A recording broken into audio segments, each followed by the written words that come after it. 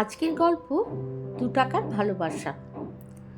আমরা ভিক্ষুকের কাছে যতবার মাফ চাই, ঠিক ততবারই যদি আমরা স্বামী স্ত্রীর কাছে মাফ চাইতাম, তাহলে হয়তো অর্ধেক বিবাহ বিচ্ছেদ কমে যেত।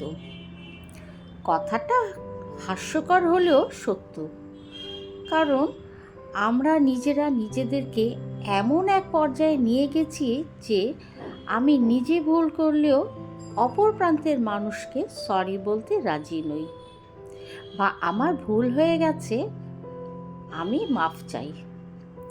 আমি ভুল করিনি, সে ভুল করেছে, সুতরাং সে সরি বলুক।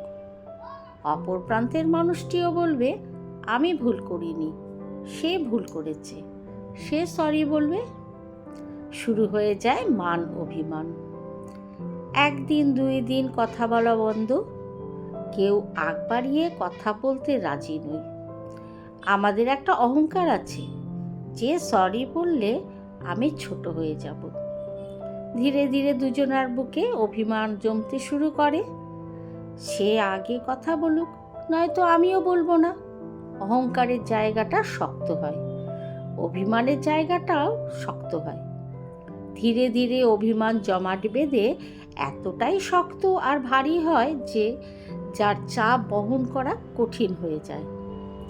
সম্পর্ক থেকে বের হওয়ার জন্য অভিমানের পাথরটা বুকে চাপা দিতে শুরু করে।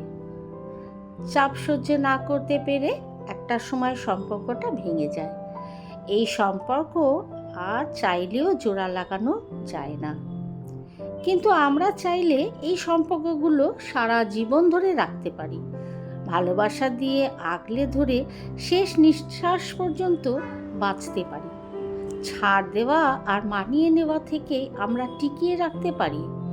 দুজনের মধ্যে ছাড় দেওয়ার মানসিকতা থাকতে হবে। শুধু একজনের মধ্যে থাকলে চলবে না।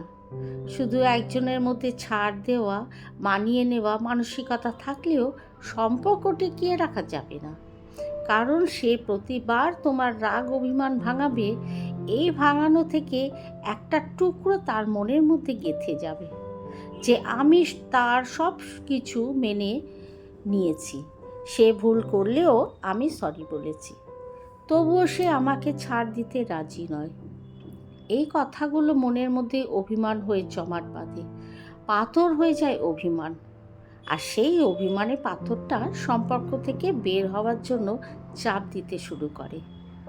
অবশেষে শেষ হয়ে যায় একটা সুন্দর সম্পর্ক, একটা আত্মার সম্পর্ক।